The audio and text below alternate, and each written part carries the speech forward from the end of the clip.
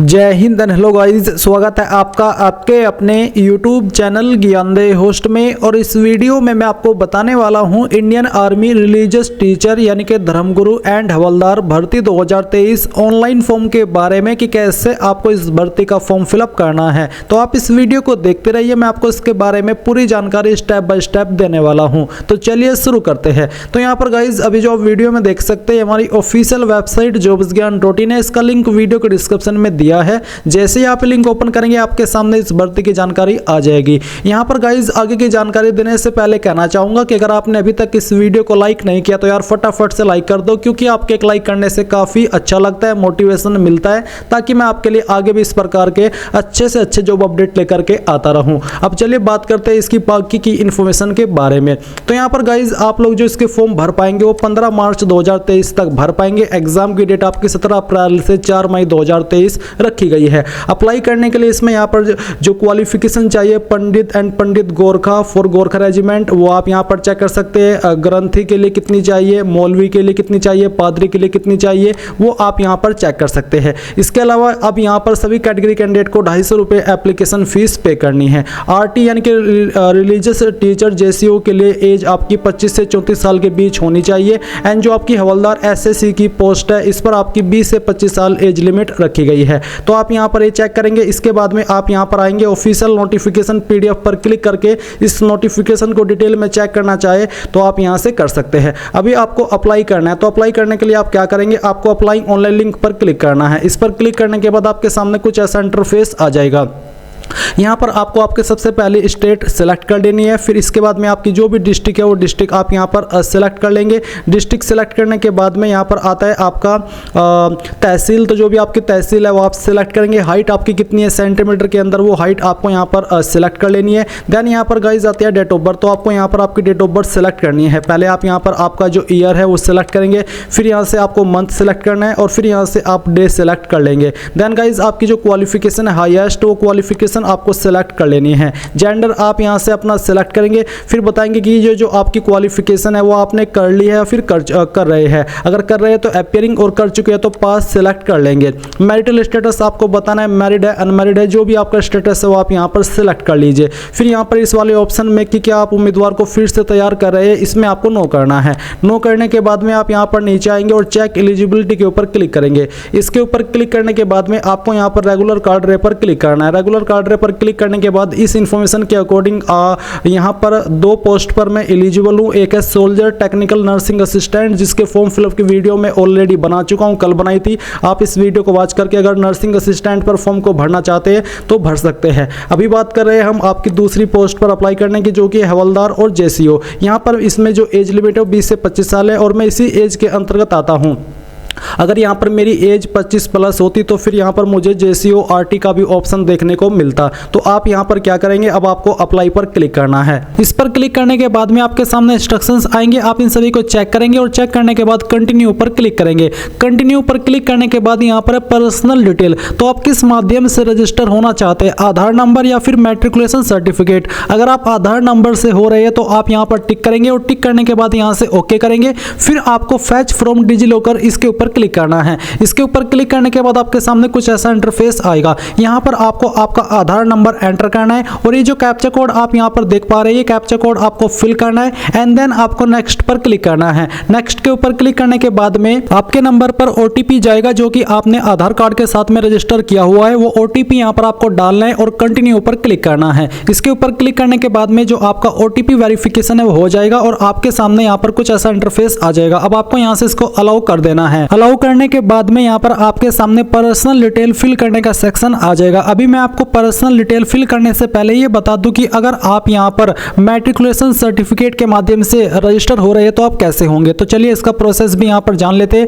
आप यहाँ पर जब आपने सेलेक्ट किया आधार नंबर, अगर आपके पास आधार नंबर नहीं है तो आप मैट्रिकुलेशन सर्टिफिकेट सेलेक्ट करेंगे। इसको सेलेक्ट करने के बाद यहाँ पर फैच फ्रॉम डिजिलॉकर आप इसके ऊपर क्लिक करेंगे एंड देन आपके सामने कुछ ऐसा इंटरफेस आएगा। अब आपको यहाँ पर आपका बोर्ड सेलेक्ट करना है कि आपने आपने किस बोर्ड से आपकी 10वीं की है वो बोर्ड आप यहाँ पर सिलेक्ट कर लेंगे। इसके बाद में जो आपका रोल नंबर था 10th का वो यहाँ पर आपको एंटर करना है। किस ईयर के अंदर आपने आपकी 10th की है वो ईयर आप यहाँ पर सिलेक्ट करेंगे। आपका फुल नेम आपको यहाँ पर एंटर करना है 10th के सर्टिफिकेट के अकॉर्डिंग, और फिर यहाँ पर आपको आपकी ईमेल आईडी एंटर करनी है जो कि आप रजिस्टर करना चाहते हैं, एंड यहाँ पर आप अपना मोबाइल नंबर एंटर करेंगे। इसके बाद आपको फाइंड पर क्लिक करना है। फाइंड पर क्लिक करने के बाद में यहाँ पर जो जानकारी आपके 10th के सर्टिफिकेट के अंदर है वो जानकारी फैच कर ली जाएगी, जैसे कि यहाँ पर आपका नाम और आपकी डीओबी ऑटोमेटिकली आ चुकी है। अब आपको यहाँ पर कैसे अपनी 10th के सर्टिफिकेट के अकॉर्डिंग रजिस्ट्रेशन करने पर जानकारी फिल करनी है वो आप जान लीजिए। तो आपकी डोमिसाइल स्टेट क्या है वो यहाँ से आपको सेलेक्ट कर लेनी है। डोमिसाइल स्टेट सेलेक्ट करने के बाद में यहाँ पर आपका board name, roll number, year of examination दिया है,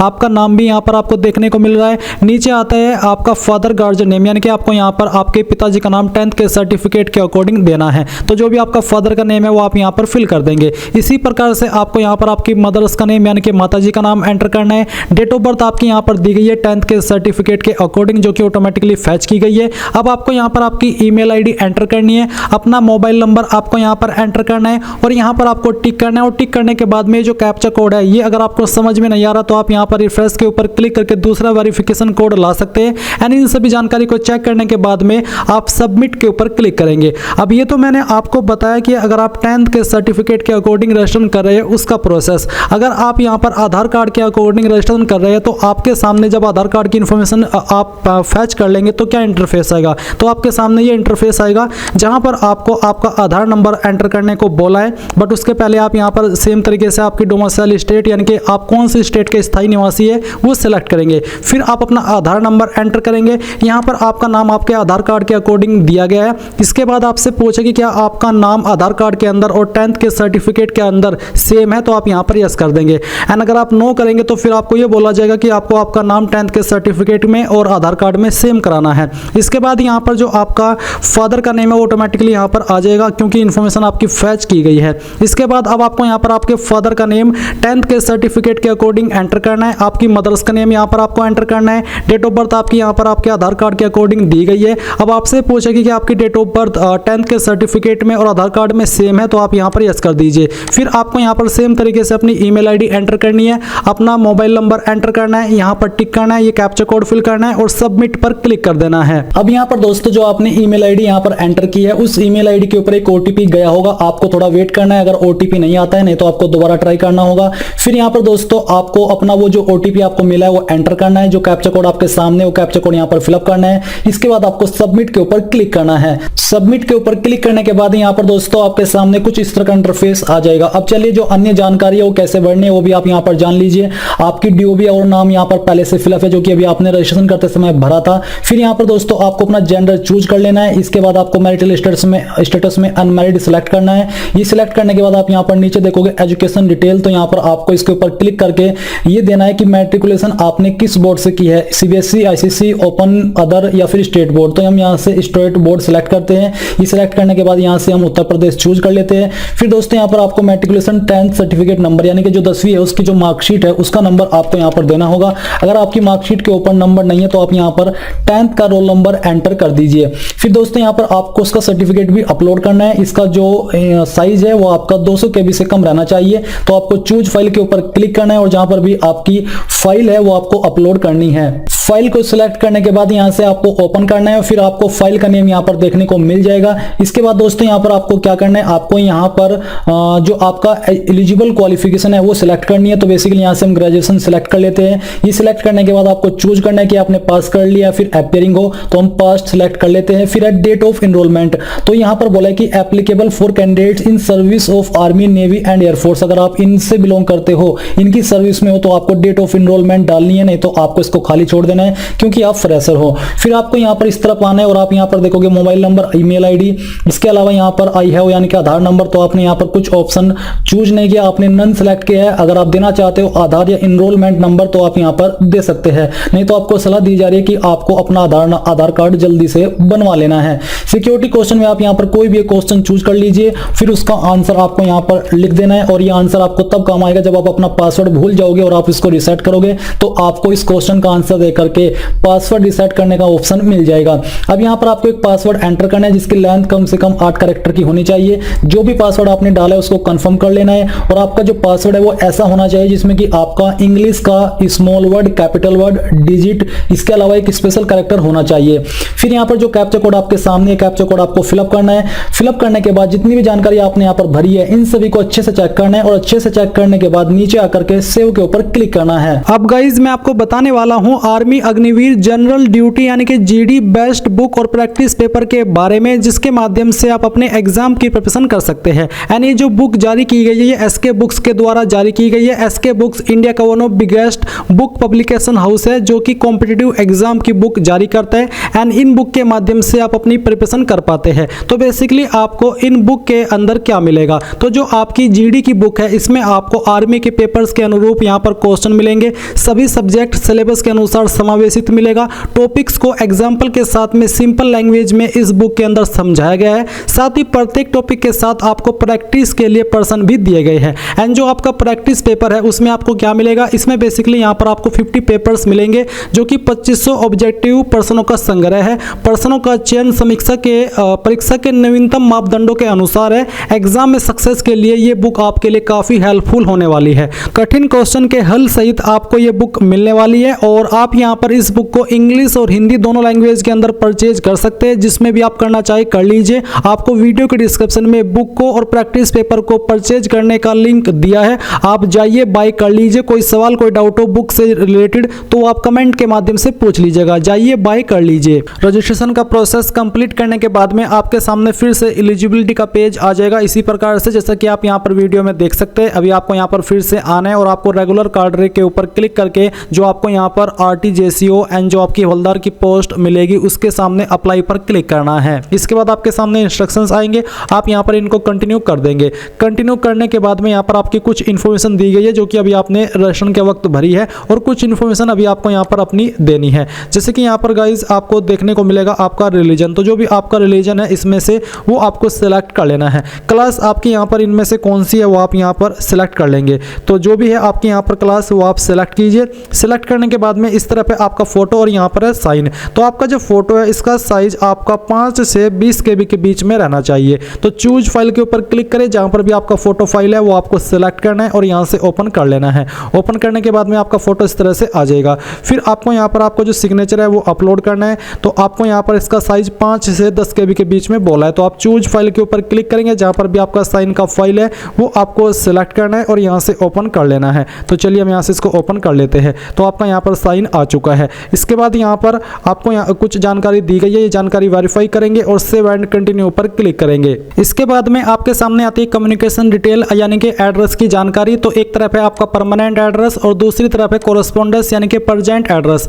तो जो भी आपका परमानेंट एड्रेस है वो आपको फिल करना है, जैसे कि हाउस नंबर। एड्रेस के सेक्शन में जो भी आपका एड्रेस है आपकी ID के अकॉर्डिंग वो आप यहाँ पर पूरा लिख देंगे। फिर यहाँ पर विलेज के अंदर आपके गाँव का नाम देंगे, सिटी टाउन का नाम यहाँ पर देंगे जो भी है, सिटी या फिर नगर। इसके बाद में स्टेट आपकी यहाँ पर दी गई है, डिस्ट्रिक्ट दी गई है, तहसील दी गई है। अब आपको आपके ब्लॉक या फिर लोकेलिटी जो भी है उसका नाम आपको यहाँ पर एंटर करना है। फिर आपका जो पिन कोड है वो आप यहाँ पर एंटर करेंगे। आपका नज़दीकी पुलिस स्टेशन कौन सा है उसका नाम आपको यहाँ पर लिखना है। आपका डाकघर कौन सा है नज़दीकी वो आप यहाँ पर लिख देंगे। एंड जो टेलीग्राम ऑफिस अगर कोई है तो आप दे देंगे, नहीं तो आप इसको खाली छोड़ सकते हैं। फिर इस तरह पे आपका कोरेस्पोंडेंस एड्रेस, तो अगर आपका परमानेंट और प्रेजेंट एड्रेस सेम है तो आप यहाँ पर टिक कर देंगे। अगर अलग है तो अनटिक करके अलग से अपना प्रेजेंट एड्रेस फिल कर दीजिएगा, ऐसे ही जैसे कि अभी आपने परमानेंट एड्रेस फिल किया है। एंड इसके बाद आप सेव एंड कंटिन्यू पर क्लिक करेंगे। अब गाइज ये जो आगे की जानकारी है मैं आपको एक अन्य वीडियो से डेमो के लिए बता रहा हूं, क्योंकि मैं इस पोस्ट पर एलिजिबल नहीं हूं एज के अकॉर्डिंग अप्लाई करने के लिए, और मैं आपको यहां पर एक अन्य वीडियो से जानकारी इसलिए बता पा रहा हूं ताकि आपसे कोई भी प्रॉब्लम इस फॉर्म को भरने में न हो। क्योंकि इसके पहले का प्रोसेस सभी वैकेंसी का सेम होता है, बट जो अलग होता है वो आपका मिससेलेंसेस डिटेल और एजुकेशन डिटेल का होता है, इसलिए ये जानकारी आपको यहाँ से दी जा रही है। अगर आपको फिर भी कोई प्रॉब्लम या डाउट लगे तो आप कमेंट के माध्यम से पूछ लीजिएगा। तो बेसिकली जैसे आप एड्रेस की इन्फॉर्मेशन सेव करके आगे बढ़ेंगे तो यहाँ पर आपके सामने मिससेलेंसेस डिटेल का ऑप्शन आ जाएगा, जहाँ पर आपसे पूछा है कैटेगरी, जैसे कि यहाँ पर जनरल रैली, तो आप यहाँ पर सामान्य रैली में ही इसको रहने दें। फिर यहाँ पर आता है स्पोर्ट, अगर आप यहाँ पर एक स्पोर्ट्स पर्सन है तो आपको यस करना होगा, नहीं तो आप यहाँ पर नो के ऊपर ही रहने देंगे। देन यहाँ पर आपके सामने नीचे आता है एनसीसी, तो अगर आपके पास एनसीसी है तो आपको यस करना है, नहीं तो आप नो करेंगे। अगर आप यस करते तो फिर आपको बताना कि आपके पास एनसीसी का कौन सा सर्टिफिकेट है। देन आती है हाईएस्ट क्वालिफिकेशन, तो जिस पोस्ट पर आप अप्लाई करें इस पर ग्रेजुएशन चाहिए कम से कम, तो आप यहाँ पर जो आपकी हाईएस्ट क्वालिफिकेशन है ग्रेजुएशन वो सिलेक्ट कर लेंगे। एंड इसके बाद आप यहाँ पर सेव एंड कंटिन्यू पर क्लिक करेंगे। सेव एंड कंटिन्यू पर क्लिक करने के बाद यहाँ पर आती है आपके सामने एजुकेशन डिटेल, तो पहले तो आपको इसके ऊपर टिक करना है।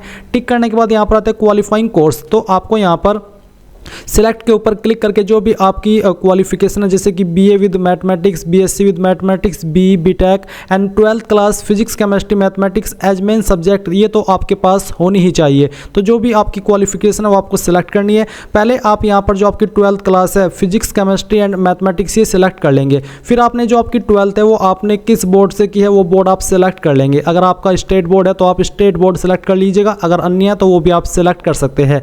किस साल के अंदर आपने 12th पास की है वो साल आपको सिलेक्ट करना है, आपका 12th का रोल नंबर एंटर करना है एंड जो आपका सर्टिफिकेट नंबर है 12th का वो भी आप यहाँ पर डाल देंगे। देन आपको ऐड पर क्लिक करना होगा। ऐड पर क्लिक करने के बाद ये जानकारी आपको नीचे की तरफ दिख जाएगी जो कि बेसिकली सेव हो जाएगी। फिर आपको यहाँ पर आपकी जो ग्रेजुएशन की क्वालिफिकेशन है जैसे कि BA with mathematics, BSc with mathematics, ये वाली क्वालिफिकेशन सेलेक्ट करनी है। इसके बाद गाइज आपको यहाँ पर बताना है कि आपने किस एजुकेशन या फिर यूनिवर्सिटी से किया, जैसे कि यहाँ पर आपको स्टेट यूनिवर्सिटी, सेंट्रल यूनिवर्सिटी ये ऑप्शन देखने को मिल रही है, तो जिससे भी किया वही आप सेलेक्ट करिएगा। फिर आपको ईयर ऑफ पासिंग यहाँ पर सेलेक्ट करना है, आपका जो फाइनल ईयर का रोल नंबर है वो एंटर करना है एंड जो आपका सर्टिफिकेट नंबर है वो भी आपको यहाँ पर डाल देना है। देन गाइज आपके सामने यहाँ पर जैसे आप ऐड के ऊपर क्लिक करेंगे जानकारी आ जाएगी। नीचे आपकी 12th की और ऊपर है आपकी जो क्वालिफाइंग एजुकेशन है वो, तो यहाँ पर नीचे आपको 12th की इन्फॉर्मेशन पहले एंटर करनी है। जैसे कि केमिस्ट्री के अंदर आपके कितने नंबर आए थे वो आपको यहाँ पर एंटर करना है। फिर आप ऐड न्यू रो के ऊपर क्लिक करके यहाँ पर आपका जो सेकंड सब्जेक्ट है उसके जो नंबर प्राप्त हुए थे वो भरेंगे और कितने में से आए थे वो आप आउट ऑफ मार्क्स के अंदर एंटर करेंगे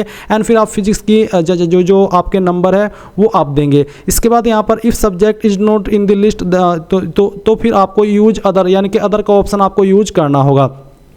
तो बेसिकली इस प्रकार से आप यहाँ पर आपकी क्वालिफिकेशन की जानकारी दे देंगे, जहाँ पर आपने फिजिक्स केमिस्ट्री मैथ के जो नंबर है वो दिए और फिर जो ऊपर आपकी बीए की क्वालिफिकेशन है या फिर जो आपकी ग्रेजुएशन की क्वालिफिकेशन है वो आपको देखने को मिल रही है। तो ये सभी जानकारी आप यहाँ पर चेक करेंगे और अगर आपको यहाँ पर ऐड न्यू रो के ऊपर क्लिक करके और भी सब्जेक्ट की जानकारी देनी है तो वो भी आप दे सकते हैं। बेसिकली इसमें 3 मेन सब्जेक्ट की ही जानकारी चाहिए 12th वाली क्वालिफिकेशन के सेक्शन में। अब आपको सेव एंड कंटिन्यू पर क्लिक करना है। आपके सामने आती है एग्जाम सेंटर की चॉइस, तो आप यहाँ पर जैसे कि होम स्टेट देख सकते हैं, होम स्टेट में आपकी होम सिटी कौन सी है वो यहाँ पर दी गई है। फर्स्ट चॉइस स्टेट आपके एग्जाम सेंटर के लिए वो आप यहाँ पर सेलेक्ट करेंगे। फिर उसके अंदर किस सिटी को आप प्रीफरेंस देना चाहते हो वो सिटी आप यहाँ पर सेलेक्ट कर लेंगे। इसके बाद में सेकंड चॉइस स्टेट कौन सी रहेगी वो आपको यहाँ पर सेलेक्ट कर लेना है एंड उसकी कौन सी सिटी को आप प्रीफरेंस देना चाहते हैं सेंटर के लिए वो आप सेलेक्ट करेंगे। फिर आपको थर्ड चॉइस भी सिलेक्ट कर लेनी है, जैसे कि अगर मैं थर्ड में उत्तर प्रदेश सेलेक्ट करता हूँ तो यहाँ पर फिर आपको जो आपकी सिटी है उसमें वो आपको सेलेक्ट करनी है। तो यहाँ पर आप 5 चॉइस दे पाएंगे। ये सभी चॉइस देने के बाद में आप सेव एंड कंटिन्यू पर क्लिक करेंगे।